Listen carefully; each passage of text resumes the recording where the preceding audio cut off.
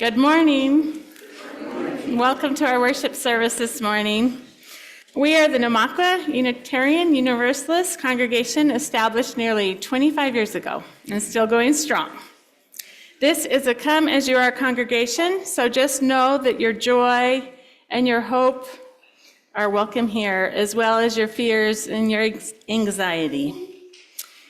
It's been said, if you carry the weight of the world on your shoulders or entered through the door with a song in your heart, we're glad to have you here with us this morning. It's so wonderful to look out and see so many friendly faces. It's my hope that you'll be open to spirit today and find what it is you need within these walls and within this community. A special welcome to our first and second time visitors. Would love to stay connected, so if you can sign up in the back. That'd be great. I want to sincerely thank the members of the Mindfulness Group. All the people helping me today are in the Mindfulness Group, and they stepped up and said yes, and I really appreciate their support. Thank you to the Stewardship team, the sound and Zoom tech people, and to Ryan. For announcements, we have a full week coming up. On Wednesdays, the Yukes meet. On Thursday morning is the Mindfulness Group. And in the evening, choir rehearsal. And the music theory class before that, right, Ryan? Actually, next week, it's the 27th. Sorry about that. But choir rehearsal this week. Okay. On Friday, we have UU Writers, and Saturday evening will be the ever-popular Dances of Universal Peace with Reverend Dana and her friends. Next Sunday, beginning at 10 o'clock, the service is called Trusting Our Compass Heading. Tam Paquette and Doug Stewart will speak on building profound trust in our own compass and in co-creating a vision for our future together. And after church next Sunday is our Getting to Know UU class for those who want to know more about us. Okay, deep breath. Switch into... Okay. So I have sincerely been looking forward to this day. Not long ago, in the wee hours of the morning, while I was studying Buddhism, I received a gift that I would love to pass on to the rest of you. It's a revelation about a topic that I've thought long about. It was one of those situations where a few puzzle pieces just came together and made a picture that I had never seen before. It has to do with love as a power and the nature of the universe. This revelation seemed so huge, I hardly slept the entire night. And of course, in the morning, I was dying to tell everybody. As soon as I woke up, I texted my 32-year-old biologist son these exact words: "The secret of the universe has been revealed to me. Give me a call when you get a chance." And my son was with his relatively new girlfriend when he received that text, so I'm sure she now thinks I'm a crazy person. But hopefully she'll be around long enough for me to make that up. Or maybe I am a crazy person. But, okay, this is the interesting part. This revelation that came to me is already out there in all of the books. The pieces of this wisdom have actually been around for 2,600 years in the Buddhist tradition. And I see it everywhere. So this experience has taught me that the difference between describing something and experiencing it for yourself is like night and day. It's like, how would you describe the taste of salt to somebody who had never tasted salt before? Besides saying it was salty. And even if you came up with some brilliant words, would they then know what salt tastes like? So there's knowing and there's knowing is what I've discovered. But at any level, Eastern wisdom is profound. And I'm grateful and actually very humble to share some things with you today. But first, we have so many important things to do, starting with the lighting of our chalice by Milton.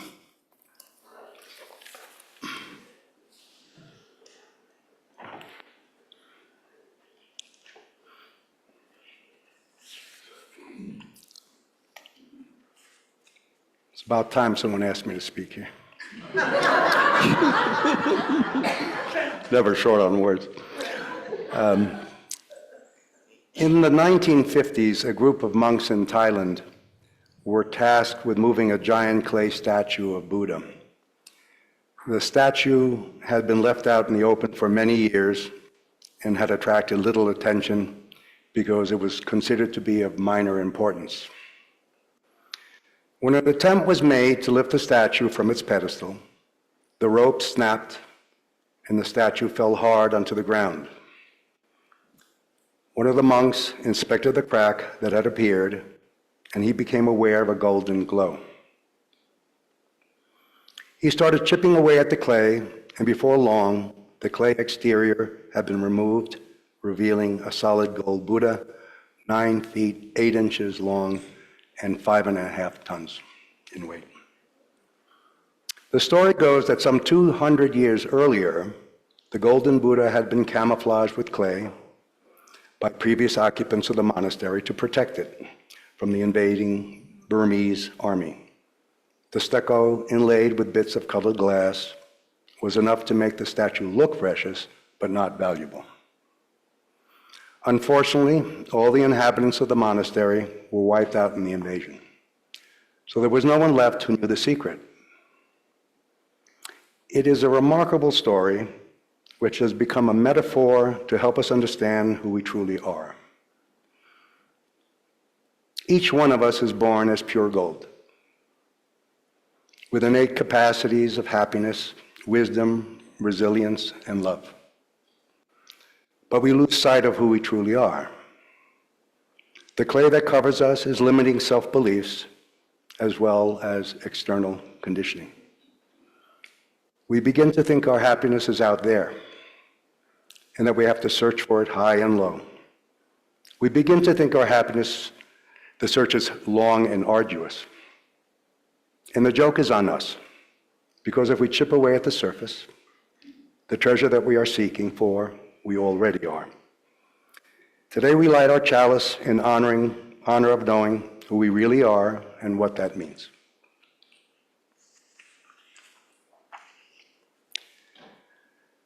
Please join me in saying our affirmation. Love is the spirit of this congregation, and service its call. This is our great covenant, to dwell together in peace, to seek truth and love, and to help one another.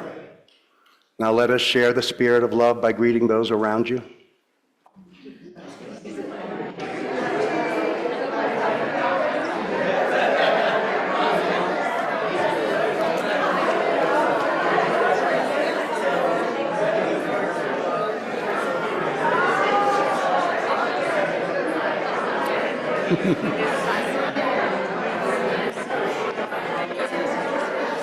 Is that okay?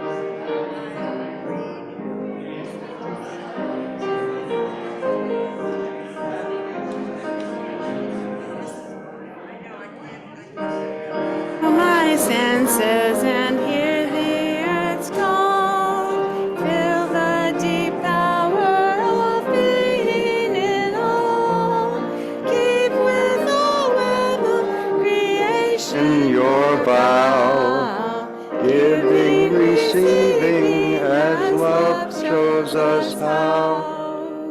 Wake now, my reason, reach out to the new. Join with these pilgrims who quest for the truth. Honor the beauty and wisdom of time. Suffer thy limit and praise the sublime. Wake now, compassion, give heed to that cry. Voices of suffering fill the wide sky. Take as your neighbor, both stranger and friend, praying and striving their hardship to end. So many times love and happiness walk hand in hand. And for our Time for All Ages, I thought it would be fun to have the kids sing a song for the rest of you, except the kids that I taught this song, if there's any kids that want to come up, the kids that I taught this song are on spring break. And so you're all gonna have to pitch in. But first I wanted to read you a poem that I love because it's a good reflection on how crazy love is. And it says, this is called Up, Down, Side. I climbed the door and opened the stairs, said my pajamas and put on my prayers, then turned off the bed and jumped into the light, all because you kissed me goodnight. Next morning I woke and scrambled my shoes, polished my eggs and toasted the news. I couldn't tell my left from my right, all because you kissed me goodnight. That evening at last I felt normal again, so I picked up my mother and called the phone. I spoke to the puppy and threw Dad a bone. Even at midnight, the sky was still bright, all because you kissed me goodnight. Isn't that fun? Raise your hand if you've ever experienced such a thing. I know I have. And I don't know why, but this song, Skinny Marinka Dinky Dink, reminded me of the craziness of love. And so, do we have any kids that want to? Okay, well, we'll just do it. The words should be on the board. Repeat after me first. Skinnamarink dinky dink, skinnamarink do. Again, skinnamarink dinky dink, skinnamarink do. I love you. Okay, and Leo's going to... So consider yourself 50 or 60 years younger right now.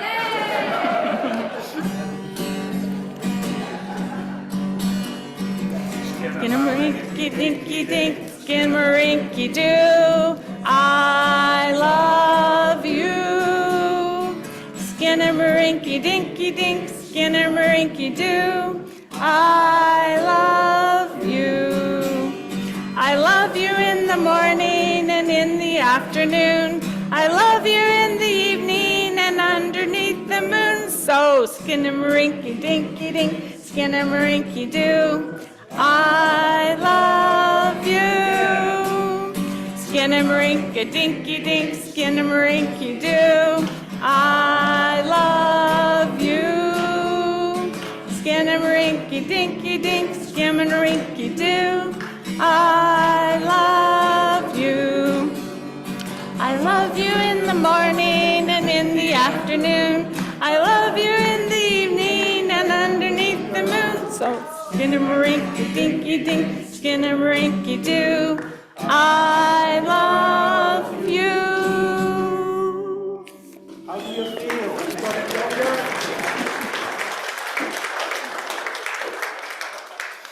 Great. And now we'll go into our stewardship testimonials by Fred and Alice.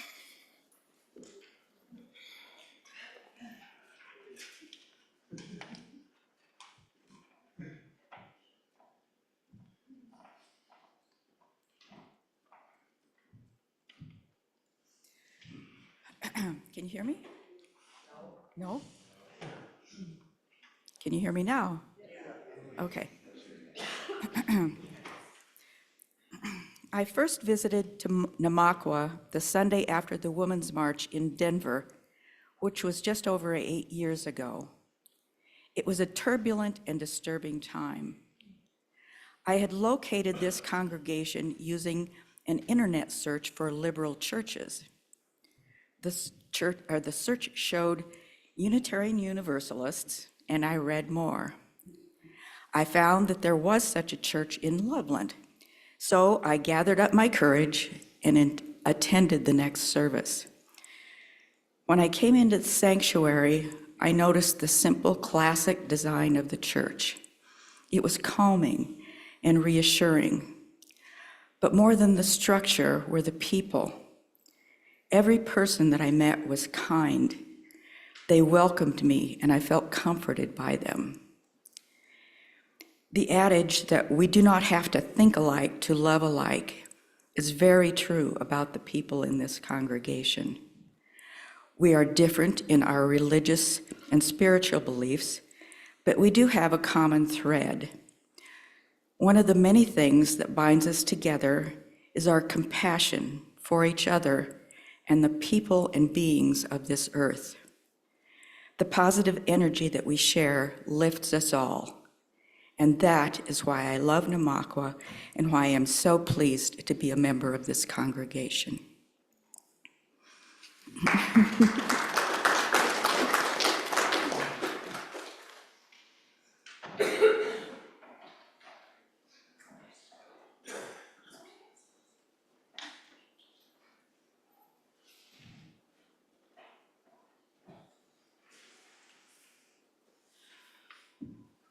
Can you hear me? I'm going to have to sit up here again next week. I was looking forward to seeing the kids for a change. I'll be there then. My name is Fred Schrekinger, and I'm a member of Namakwa Unitarian Universalist Church. When people find and join this church, they say, I've been looking for this church my whole life.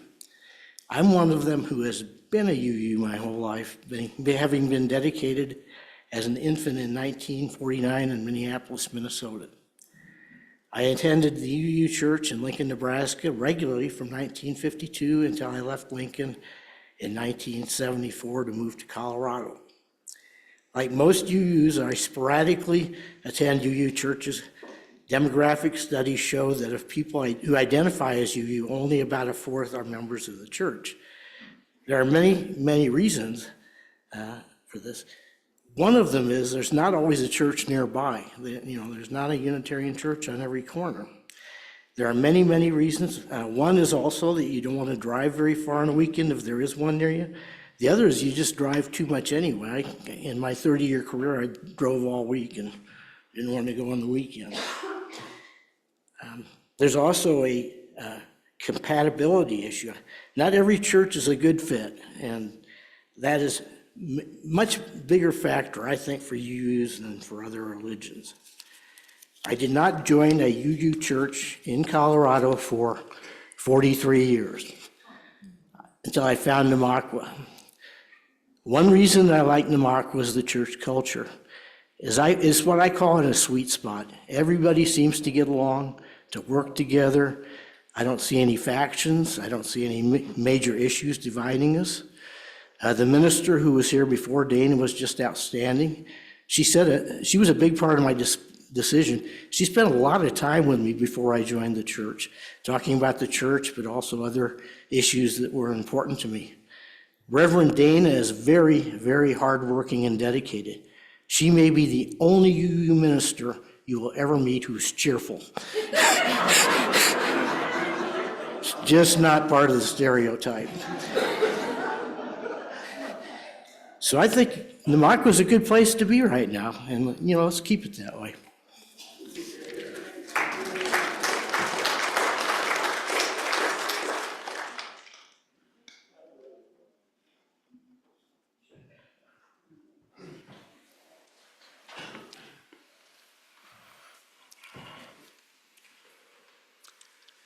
In addition to supporting this church, half of your donations support a local nonprofit organization, helping us to make a difference beyond our walls. During the 2 months of March and April, we are giving to WRV Wildlands Restoration volunteers. It started with 20 people and has grown to 3,500 volunteers. WRV empowers residents to care for the land through Wildlands University and a bilingual youth and families program. Their activities are along the Front Range, including projects on the Big Thompson River. Please be generous. Thank you.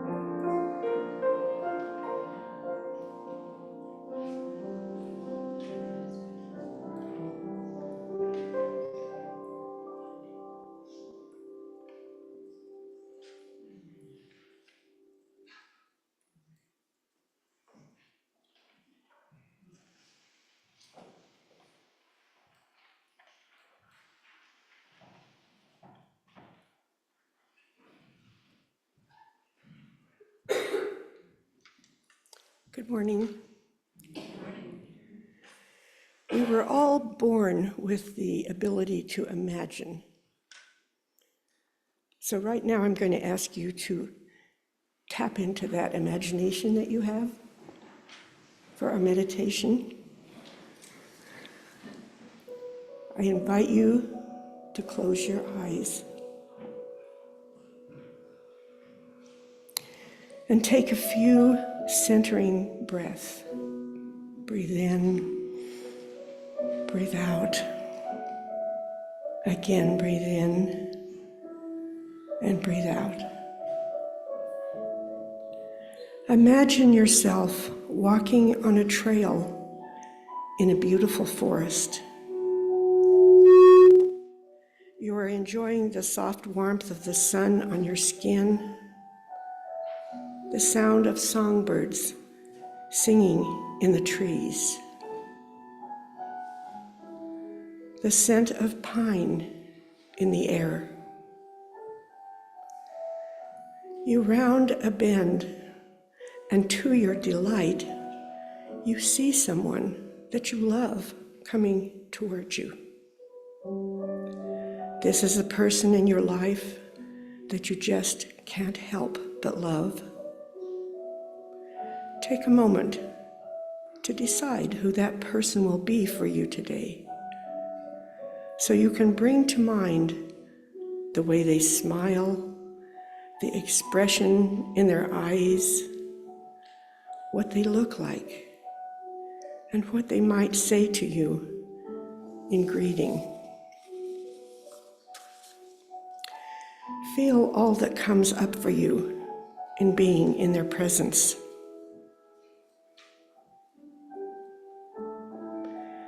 A circle of light and love enfolds the two of you as you recognize the love you have in your heart for one another. When the time comes to part, you say goodbye and continue on the trail. But as you walk away, your heart is singing for having been with that special person. It makes you smile. And when you're ready, you can open your eyes and return to the room.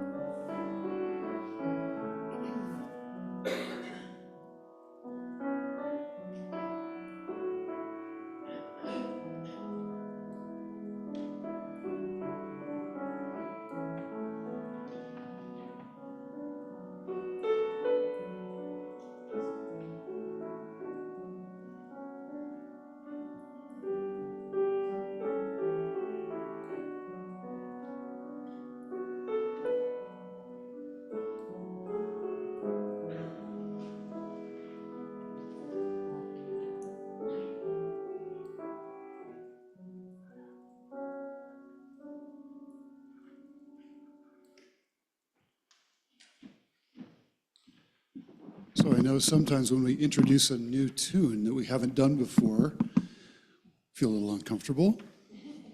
And then we say, well, we're also going to do it as a round. It's like tension rising.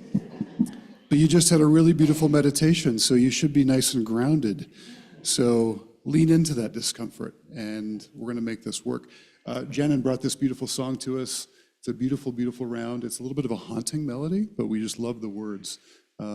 All is possible in love. So what we'll do is sing it through all together one time. And then Janen is going to lead the east side of the congregation. And then you all over here, would you come in with me where you see the two, but we're going to start at the beginning. So basically, we'll all sing it through the whole time, 3 times through, but you all are just a little bit delayed. So just follow me. And if you want to sing a different part, it's totally fine. We're all friends, right? We're all friends. Let's sing it once through together, and then Janen will lead that side.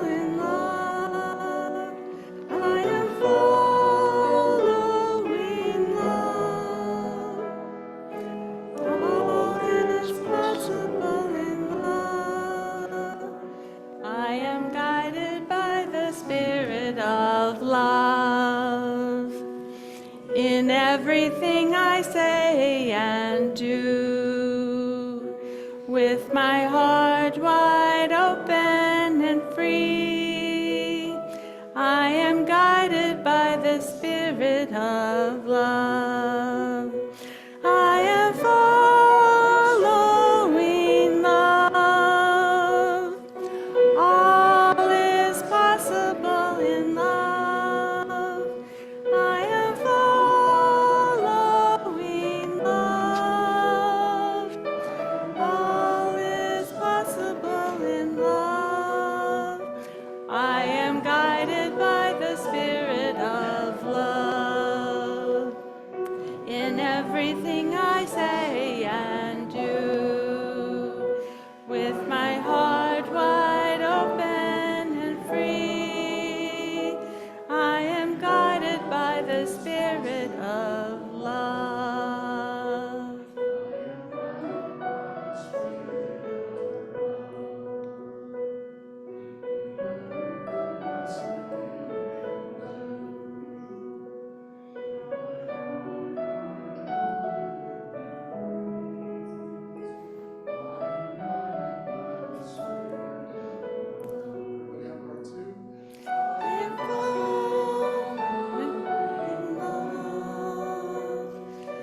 All is possible in love. I am following love. All is possible in love.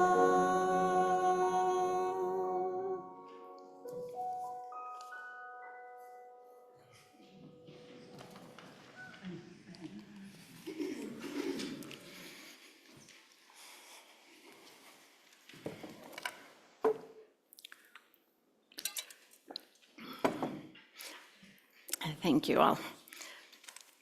I belong to the group of you out there, maybe all of you out there, who feel like you have some trust issues. I know my trust issues stem from seeing myself and the whole world through a specific lens that made total sense until it was proven wrong in my late 20s. That's a common experience for some of us.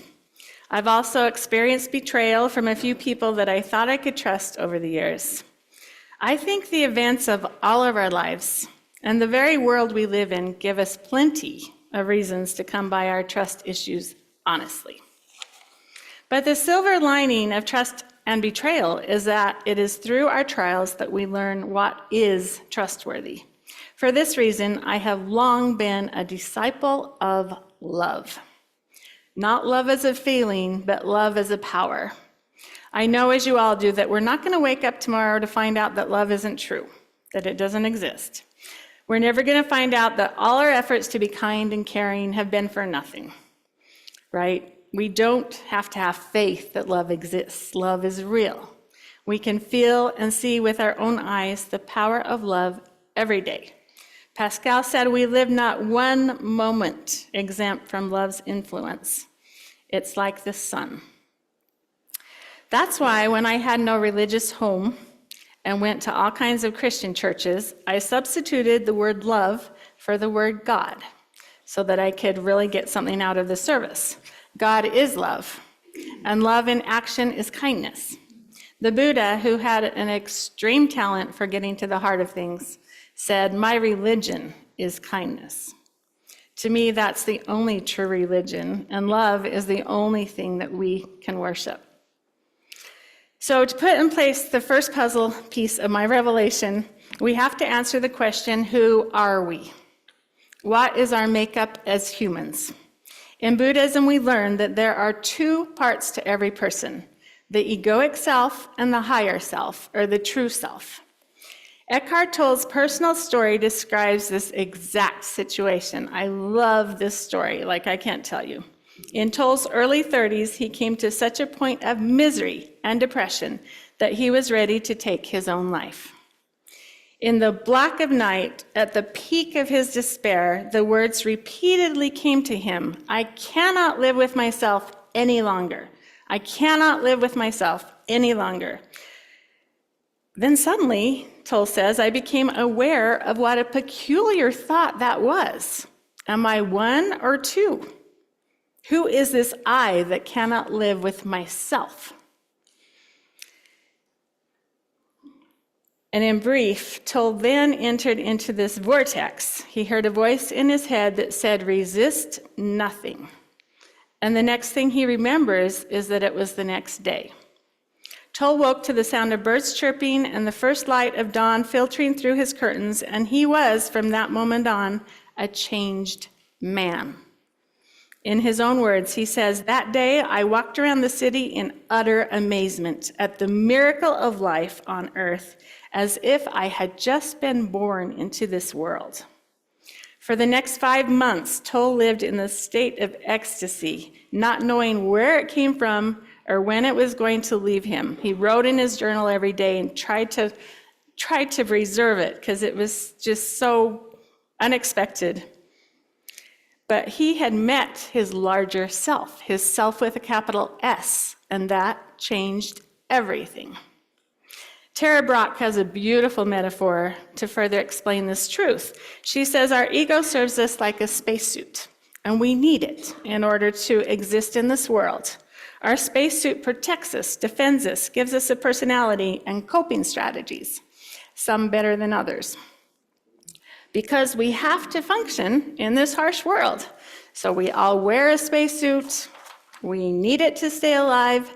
The problem comes when we mistake the person inside of the spacesuit for the spacesuit itself.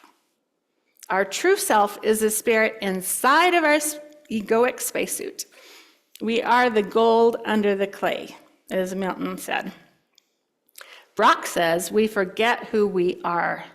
There is a yearning to come home to the truth of who we are because it is much larger than what we usually perceive ourselves to be when we identify with ego, which is always almost.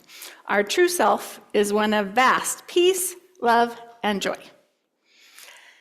Another thing we don't have to put faith in because the evidence is conclusive is that our true self is love. Think about it. Would we care that there's so much injustice in the world if our true self wasn't love? If compassion were not at our very core, would we suffer when we witness the suffering of others? People love stories of people being kind to each other. We love stories of courageous people who fight for what's right, and we love it when righteousness prevails. We love happy endings to romances when two lonely people meet and find each other. And I would bet my very last dollar that every single one of you sitting in this room would love to have the ability to ensure that every living person and creature on this earth was happy and fed and had an abundant supply of love. We are love. Deepak Chopra says, when you truly find love, you find your higher self. He says, all of us must find out who we are. This is our spiritual destiny. When you perceive yourself as spirit, you will not simply feel love, you will be love.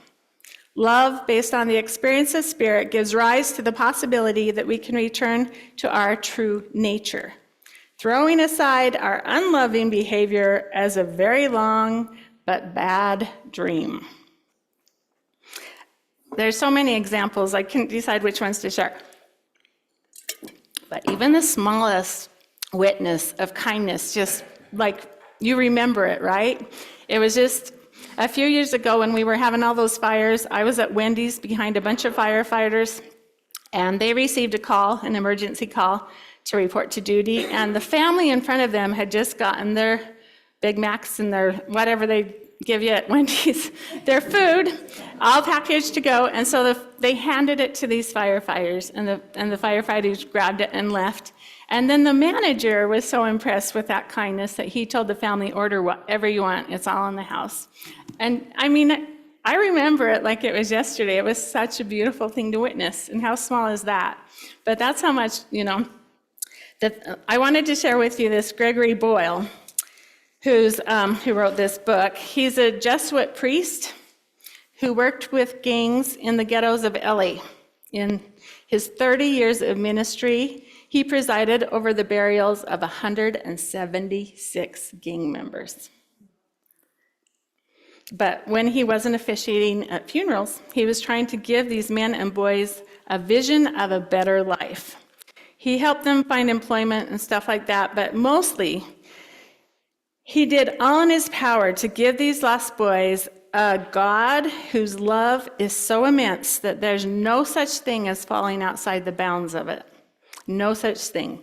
A God who's so busy loving these boys that he has no time to be disappointed.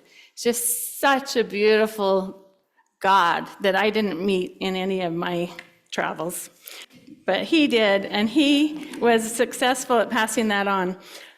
Pastor Greg, who the boys just called G, says, once after dealing with a particularly exasperating homie named Sharky, I decided to change tactics and catch him in the act of doing the right thing. I can see I have been too harsh and exacting with him, since he is, after all, trying the best he can. So I tell him how heroic he is, and how the courage he now exhibits in transforming his life far surpasses the hollow bravery of his barrio past. I tell him he is going to be a giant among men, and I find I mean it. Sharky seems to be thrown off balance by all this and silently stares me in the eye. Then he says, damn, G, I'm going to tattoo that on my heart. And that's the name of his book, Tattoos of the Heart. Oh. And then last story, there's two men who are assigned to assassinate a political leader. They knew that this man usually returned home from work at 7 o'clock, so they were there at the ready with their guns well before the hour. 7 o'clock came, then 8, then 9, and still the man had not returned. When midnight struck, one assassin turned to the other and said, I'm starting to be worried. Do you think he's okay?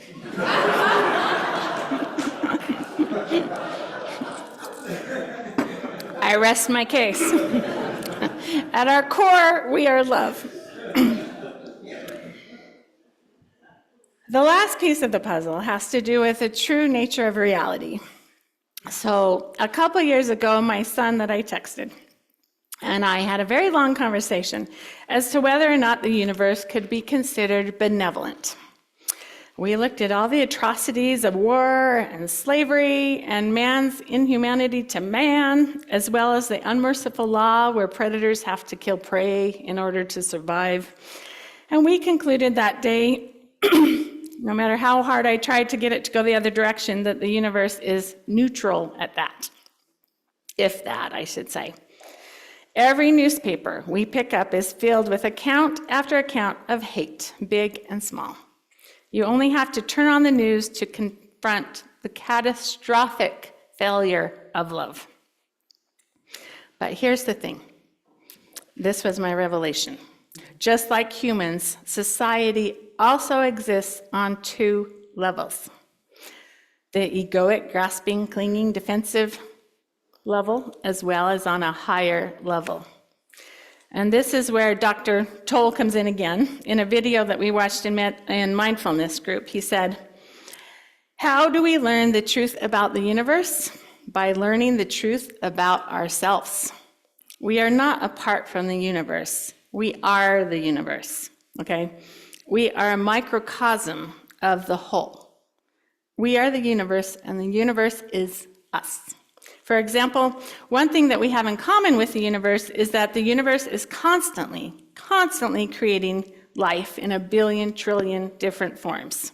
Humans also constantly create.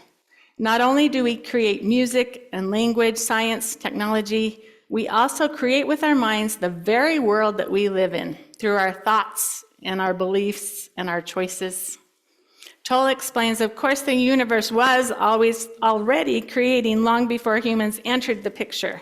But as soon as we arrived, we joined in the dance of creation because we are microcosms of the universe. And just a bit of an aside, because I have time.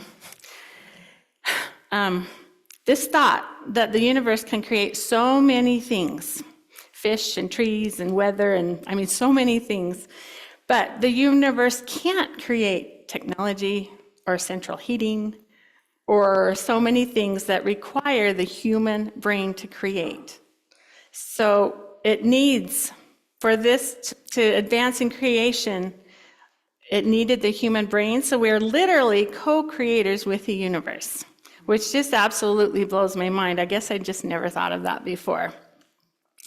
Okay, so if as humans and microcosms of the universe, our true nature is love, then the true nature of the universe is also love.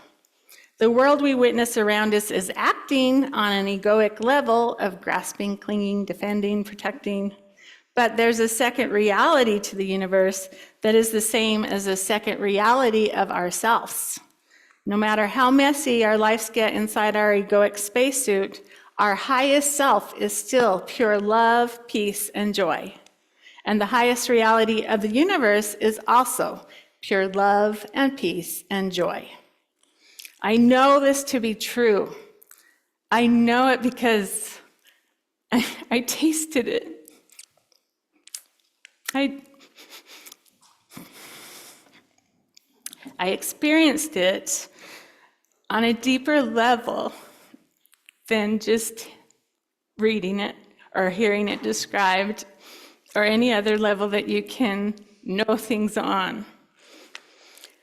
And it blew me away. Actually, there's no words, although I try, but the ramifications are huge and they change everything.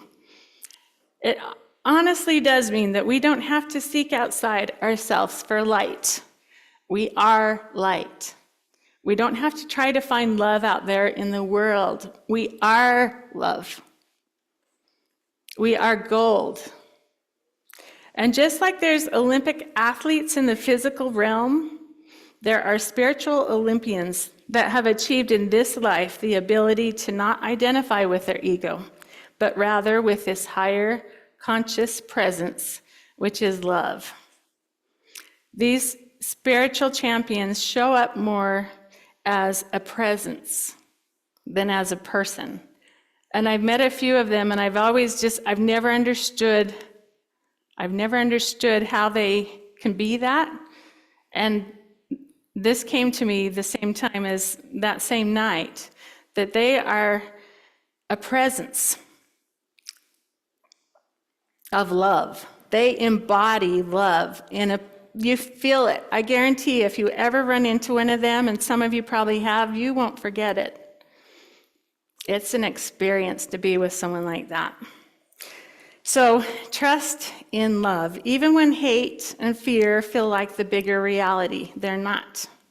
Trust that love will always be the answer.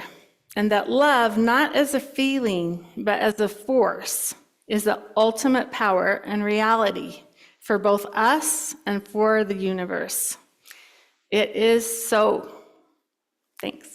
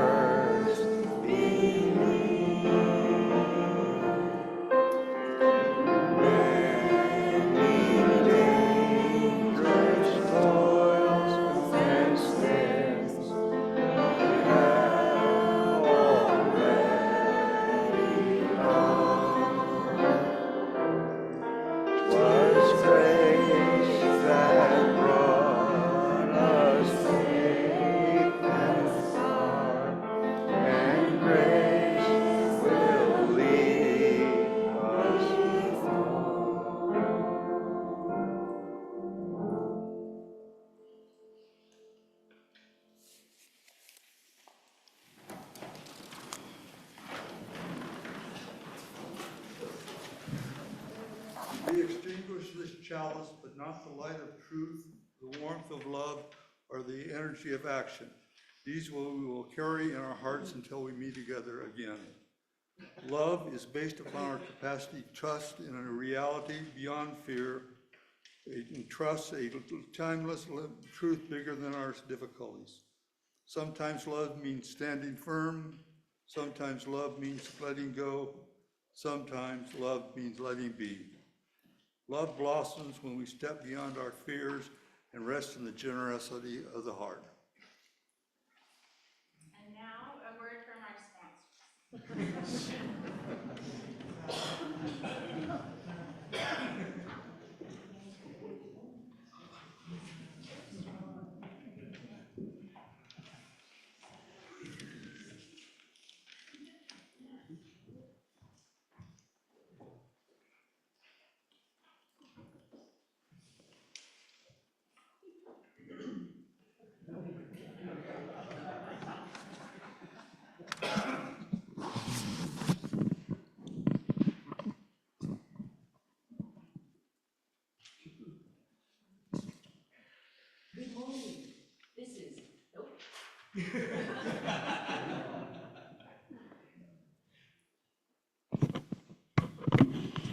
Good morning again. This is NPR, Namakwa Public Radio, coming to you live from our sanctuary studio in America's sweetheart city. My name is Tam Paquette, and this is Good Morning Edition.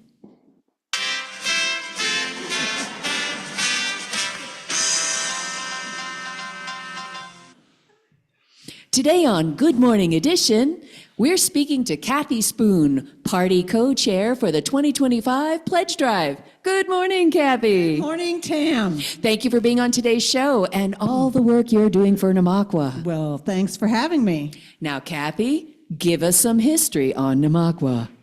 Well, Tam, we have a vibrant spiritual community that is 25 years old this year. There is a bedrock community founded by several people who are here in the audience today. Then there are folks like me who've recently joined, and we're excited to be part of the tapestry, and we are fired up. Fantastic. That's amazing. Oh, it sounds like we have a caller on the line. Hello, and welcome to Good Morning Edition. What's your name and where are you calling from? Hi, I'm Milton Ginos again, and I'm calling from Fort Collins, Colorado. All right, Fort Collins, just right up the Front Range. Yes, I love it here, but I love my Loveland family too. Well, fantastic. So tell me and the folks in our studio audience listening, what Namakwa means to you and why do you give during the pledge drive? Well, Tam, I've been part of this congregation for just a short period of time, but at a time of my greatest need. Namakwa has actually been an open door. It has been beyond help to me and the most welcoming congregation I've ever seen. So I'm more than happy and grateful to be part of this community. Wow. Well, it sounds like your congregation is a center for peace of mind as well. Thank you, Milt. I'm inspired. Thank you for calling in. And just for pledging, you're going to receive this year's Pledge Drive mug designed by a local origami and Scotch tape specialist. Oh boy. Thanks for having me, and I love your show. Now, back to you, Kathy. Do you have an annual budget? And if so, what are the goals for this year's pledge drive? Well, Tam, this year's goal is $160,000, which is 10% over the goal for last year. And by the way, did you know that our weekly collection plate takes in about $8,000 annually? Wait, did I hear that right? When you pass the basket each Sunday, you're only raising about $8,000 a year for Namakwa? How do you keep the lights on? Well, glad you asked. Each year, members and friends contribute to the pledge drive, and those are the funds which pay wages and the electric bill, support the choir, pastoral care, and the social justice ministry. The important things that make Namakwa vital, vibrant, and relevant. Wow. I never knew it would cost so much to keep a congregation going. I know. Most people don't. I didn't know what it took when I first came here. So what's your biggest expense?